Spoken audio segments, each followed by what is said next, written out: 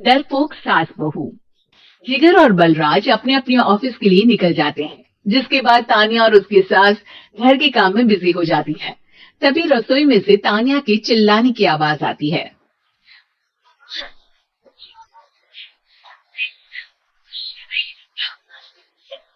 तानिया की आवाज सुनकर उसकी सास भी वहां आ जाती है। अरे क्या हुआ? और इस स्लैब पे क्यों बैठी हो? की वजह से यार कहाँ? ऐसा बोलते हुए तानिया की सास भी डर कर स्लेब पर चढ़ जाती है। अरे जब इन छिपकलियों को घूमने के लिए हमने दीवार और छत दी है, ये हमारे घूमने की जगह पर क्यों उतर आती है? मुझे क्या पता, सामने बैठी है, आप पूछना दीदी ना। इस पर सास डरते हुए स्लेब पर बैठी बैठी ही छिपकली को भगाने की कोशिश करती है। अरे जाना, वापस अपने घर जा। सासुमा, छिपकली है, कुत्ता नहीं। अरे हाँ हाँ, छोटी सी ही सही छिपकली तो है, तो किसी भगा दो। तानिया की सास उसे स्लैब से नीचे गिरा देती है, जिस पर छिपकली तो डरकर भाग जाती है, लेकिन दोनों सास बहू के बीच टॉम एंड जेरी वाला खेल शुरू हो जाता है। आपने मुझे धक्का क्यों दिया? मुझे कुछ हो जाता तो मुझे खा जाती तो। अरे छिपकली थी, डायनासोर नहीं। हाँ, छिपकली ही थी और आपको उससे डर नहीं लगता, भगा दिया। अरे तेरे होते हुए अगर मुझे काम करने पड़े, बहू होने का फायदा क्या है? इसी तरह सुबह से शाम हो जाती है। जिगर और बलराज भी ऑफिस से घर वापस आ जाते हैं, लेकिन सास बहू की तू मैं खत्म नहीं होती। आज इस सभा का मुद्दा क्या है? मम्मी ने मुझे छिपकली के सामने फेंक दिया। अरे वाह मेरी डरपोक, मुझ पर 30 साल से शेरनी जैसे हुक्म चला रही हो और एक छिपकली से डर गई। इस पर दोनों बाप बेटे हंसने लगते हैं, जिसे देखकर सास बहू एक दूसरे की शक्ल देखते हुए अब अपनी लड़ाई भूलकर उनसे लड़ना शुरू कर देती है। अरे आप ना ज्यादा सीना दिखाओ, नहीं तो शेरनी के एक पंजे से 32 के दांत बाहर निकल आएंगे। अपनी माँ की इस बात पर अब जिगर अपने पापा को देखकर हंसने लगता है। अरे क्यों पापा, आ गया स्वाद। अभी आपको भी आएगा स्वाद। इस पर घर में सास बहू ड्रामा बंद होकर पति पत्नी नौटंकी शुरू हो जाती है, जिस पर तानिया से कहा सुनी के बीच जिगर अचानक चिल्लाते हुए कहने लगता है, कॉकरोच, सही भगवान, अब हमें इससे कौन बचाएगा? कॉकरोच का नाम सुनते ही दोनों सास बहू सारी लड़ाई भूलकर कूदकर पास रखे सोफे पर चढ़ जाती है। अरे कहाँ अरे उस भगाने की जगह अनाउंसमेंट ऐसे कर रहा जिससे 12:40 की आखिरी लोकल है, छूटनी नहीं चाहिए। अरे भलाई का तो जमाना ही नहीं है। ठीक है भाई, अब मैं आपको बिल्कुल भी नहीं बताऊंगा कि आपके पीछे भी एक बहुत बड़ा कॉकरोच बैठा है। जिगर की बात पर एक बार फिर दोनों डर से उछल जाती हैं, जिसके बाद जिगर और बलराज इसी तरह कभी कॉकरोच तो कभी छिपकली का नाम लेकर उन्हें परेशान करते रहते हैं। अगली सुबह ये दोनों हमारे डर का ऐसे मजाक बना रहे थे जैसे कभी किसी चीज से ना डरते हो। ये जिगर ना बचपन में तो चींटी से भी डर जाता था। पर मम्मी, उन्हें डराने के लिए मैं चींटी तो नहीं पकड़ सकती। अरे पागल औरत, इतना बड़ा होकर क्या वो चींटी से डरेगा? मतलब हमें बदला लेने के लिए कुछ अलग सोचना पड़ेगा। अरे वाह, क्या ब्रांड न्यू न्यूज दी है, सोचो। दोनों बहुत देर तक जिगर और बलराज को डराने के लिए अलग अलग तरीके सोचती है, पर किसी भी अंजाम तक नहीं पहुंच पाती, जिस पर तानिया की सास उससे कहती है, हम उन्हें नहीं डरा सकते, पर अपना डर तो खत्म कर ही सकते हैं ना। अगर हमारा डर खत्म हो जाएगा तो फिर वो अपने मजे के लिए किसे डराएंगे और इसी तरह उनका अच्छा हो जाएगा। हाँ नाइस, पर मुझे इससे डर क्यों लग रहा है? सास की बातों से डरते हुए भी वो दोनों अपने डर को खत्म करने के मिशन पर लग जाती है, जिसमें पहला कॉकरोच सामने आते ही वो डरते भाग जाती है। मुझसे ना हो पाई मम्मी, इससे आप ही निपटो ना। अरे क्या आप निपटो, साथ क्या, नहीं तो तेरे ऊपर ना गिरा दूंगी। हाँ वैसा पहले छिपकली पकड़ कर तो दिखाओ। अरे यार चल ना। इस पर दोनों भगवान का नाम लेते हुए एक वाइपर लेकर कॉकरोच के पास जाकर डरते डराते उसे भगा देती हैं। जिसके बाद उनमें थोड़ी हिम्मत आती है और वो दिन ब दिन एक एक कर अपने हर डर पर काबू पाने लगती है। कुछ हफ्तों बाद, वाह मम्मी, आइडिया तो मस्त था। कॉकरोच हो या उसका बाप, मैं किसी से नहीं डरती। अरे शाबाश। और मैं, कली हो या उसका पूरा गैंग, सबके छक्के छुड़ा दूं। पर मम्मी जी, उससे पहले किसी को सबक सिखाना है। उसी रात जब बलराज और जिगर टीवी देख रहे होते हैं, तो दोनों सास बहू प्लान बनाकर चुपके से उन पर नकली छिपकली और कॉकरोच फेंक देती है, जिसे देखते ही वो दोनों अपनी जगह से उछल खड़े होते हैं। अरे ओए माँ, अरे ये छिपकली कहाँ से आ गई? ओहो, अब मैं इस कॉकरोच मेरे ऊपर से हटाऊंगा। अरे क्यों बेटे, कैसे माँ याद आ गई? जब माँ को डर लग रहा था तब तो बहुत खिल्ली उड़ा रहे हैं। ससुर जी, कॉकरोच से तो हम जैसे डरपोक डरते हैं, फिर आज आपको क्या हुआ? दोनों हंसने लगती है, जिससे जिगर और बलराज को भी उनकी गलती का एहसास होता है।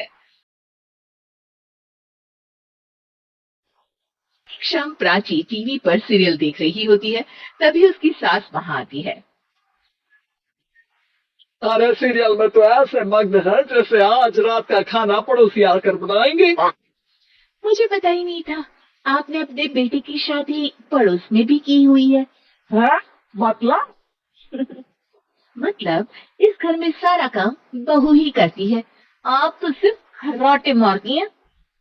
अच्छा जी, फिलहाल तो तुम आराम फरमा रही हो, चलो जाओ, ये मेरी टीवी देखने का समय है। और इसीलिए मुझे भगाया जा रहा है। सॉरी, अब नहीं जाऊंगी। प्राची की इस बात पर दोनों सास बहू के बीच टीवी रिमोट के पीछे बस जैसे छीना झपटी शुरू हो जाती है, जिसके बीच श्लोक भी काम से घर वापस आ जाता है। आज मेरी चूहे बिल्ली की जोड़ी किस बात पर झगड़ रही है? अरे तेरी बीवी मुझे टीवी ही नहीं देखने दे रही। अरे तुम्हारी मम्मी खाना बनाने की सोच रही है। अरे वाह, ऐसे बेतुके रीजन पर तो बच्चे भी झगड़ा नहीं करते। अरे मुझे कुछ मत बोल, सब इसने ही शुरू किया है। हाँ हाँ, जैसे आपको बहुत दूध की धुली है ना। अरे बस, दोनों चुप। राजी जाओ, खाने की तैयारी करो। और माँ तुम छोड़ो, क्या बोलूं, शांति से अपना सीरियल देखो, मुझे दोबारा लड़ने की आवाज सुनाई नहीं देनी चाहिए। ऐसा बोलकर श्लोक वहां से चला जाता है, जिसके पीछे पीछे प्राची भी कुछ न कुछ बड़बड़ाते हुए रसोई में चली जाती है। हाँ हाँ, सासू जी को तो कुछ बोलेंगी ही नहीं, बस मुझ पर ही हुक्म चलता है, खाना बनाओ, जैसे मैं इनके घर में खाना बनाने के लिए आई हूँ। इसी तरह शाम बीतती है और रात को श्लोक और प्राची की सास खाना खाकर सोने चले जाते हैं, लेकिन प्राची गुस्से में कुछ खाए बिना काम में ही लगी रहती है। इस घर में किसी को घंटा नहीं पड़ता, खाऊं सुखी रहूं।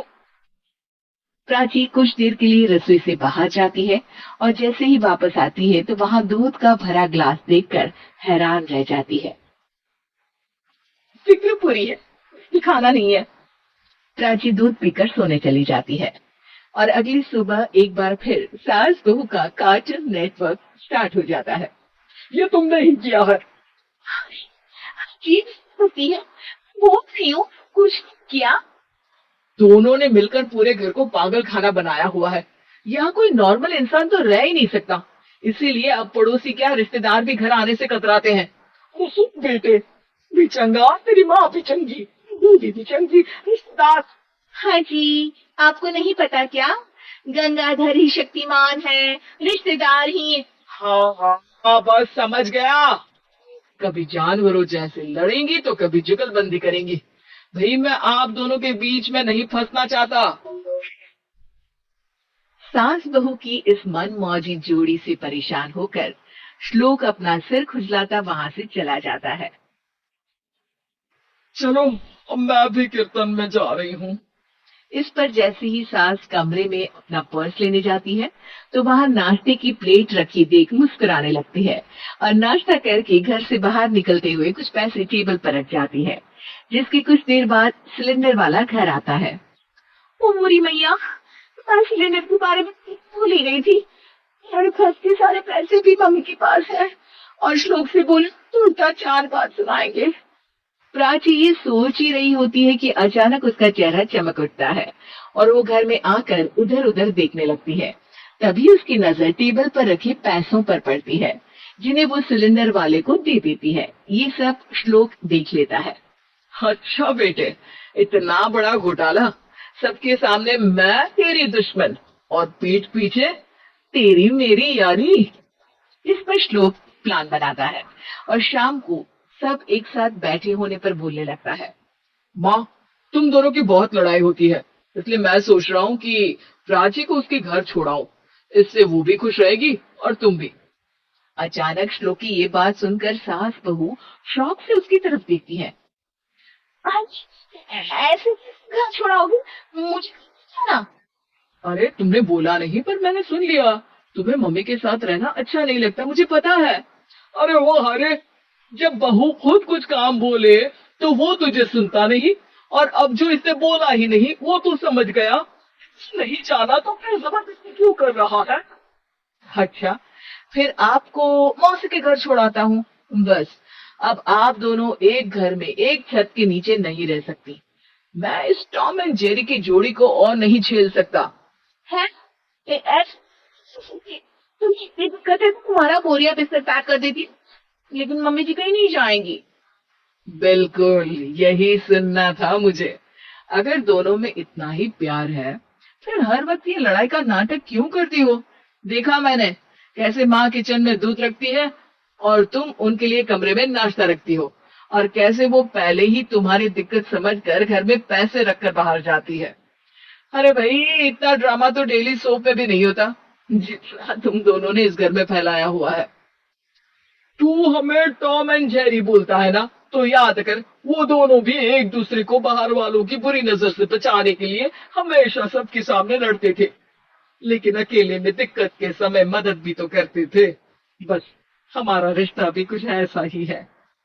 और वैसे भी अगर सास बहू में तू मैं नहीं होती तो दुनिया वालों को कहानियां कैसे मिलेंगी?